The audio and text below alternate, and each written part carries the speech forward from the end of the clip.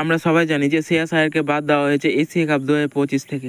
টি-20 Asia cup 2025 যেখানে কিনা বড় বড় প্লেয়াররা যেখানে রিটায়ারমেন্ট নেওয়ার পর যেখানে ভালো ভালো প্লেয়ার এবং নতুন ইয়াংস্টাররা চান্স পেয়েছে, সেখানে শুধুমাত্র শ্রেয়াস আয়ার বাদ হয়ে গেল। শ্রেয়াস আয়ার বাদ হয়ে যাওয়ার কারণে 10টা কারণ রয়েছে শ্রেয়াস আয়ার বাদ হওয়ার জন্য। এই 10টা কারণ টেকনিক্যালি কারণ হতে পারে। আমি কোনো পার্টির বা আমি কোনো মন্তব্যের সাপেক্ষ নয়, আমি টেকনিক্যাল রিজন দিতে রাজি আজ।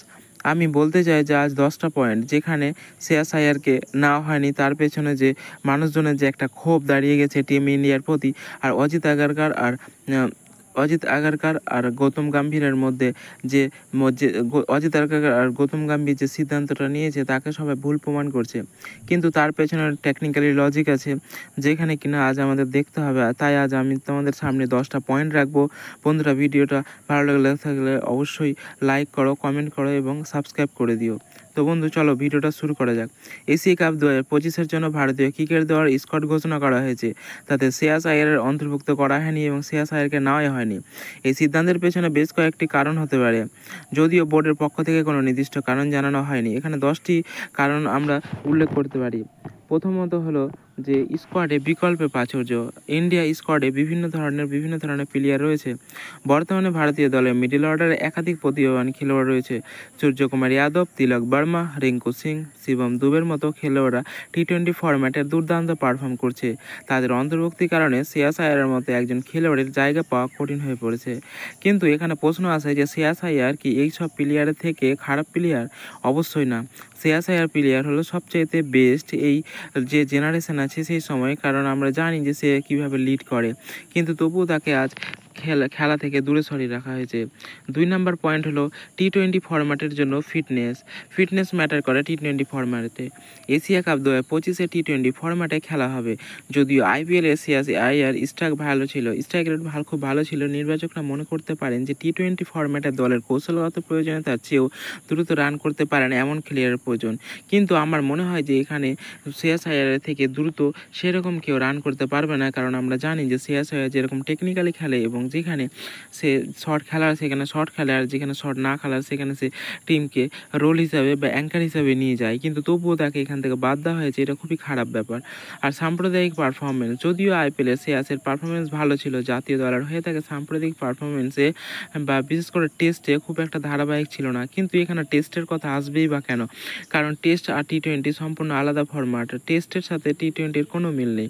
নির্বাচকরা হয়তো তার সাম্প্রদায়িক পারফরমেন্স ওপর সিদ্ধান্ত নিয়েছে, কিন্তু নির্বাচকরা, আমি বলবো, এটা ভুল সিদ্ধান্ত নিয়েছে।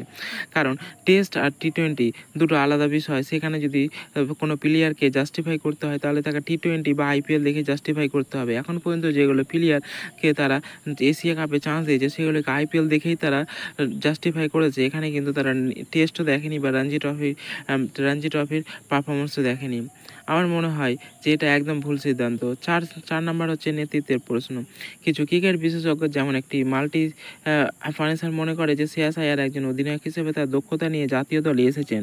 যেহেতু দলে ইতিমধ্যে সূর্যকুমার যাদব অধিনায়ক রয়েছে আর শুভমান গিল রয়েছে ভাইস ক্যাপ্টেন এর মতো প্রতিষ্ঠিত রয়েছে, তাই অতিরিক্ত নেতৃত্বের প্রয়োজন নেই। কিন্তু কোচ গৌতম গম্ভীর একজন অধিনায়কের চেয়ে একজন সহজে সামলানো যায় এমন খেলোয়াড়কে পছন্দ করতে পারেন।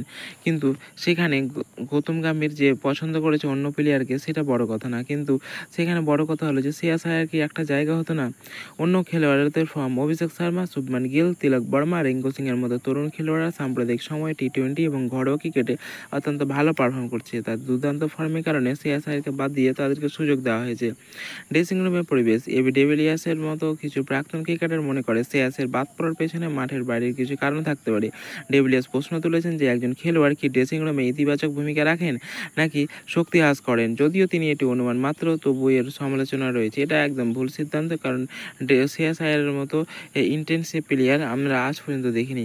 টেস্ট এবং সীমিত ওভারের ক্রিকেট, শ্রেয়াস আয়ার দীর্ঘদিন ধরে লাল বলের ক্রিকেটের সুযোগ পায়নি। নির্বাচকরা হয়তো তাকে শুধু 50 ওভারের ফরম্যাটের জন্য বিবেচনা করছেন, যা এই বছর এশিয়া কাপে প্রযোজ্য নয়। আর সেটাই গৌতম গম্ভীর জানিয়ে দিল কিছুদিন পরে, কারণ আমরা জানি যে গৌতম গম্ভীর জানিয়ে দিয়েছে যে 50 ওভারের খেলাতে শ্রেয়াস আয়ারকে রাখা হয়েছে এবং তাকে টি-20-তে রাখা হয়নি। নতুন খেলোয়াড়দের সুযোগ দেওয়া, নির্বাচকরা নতুন ও তরুণ খেলোয়াড়দের সুযোগ দেখতে চান তারা আন্তর্জাতিক মঞ্চে কেমন পারফর্ম করেন।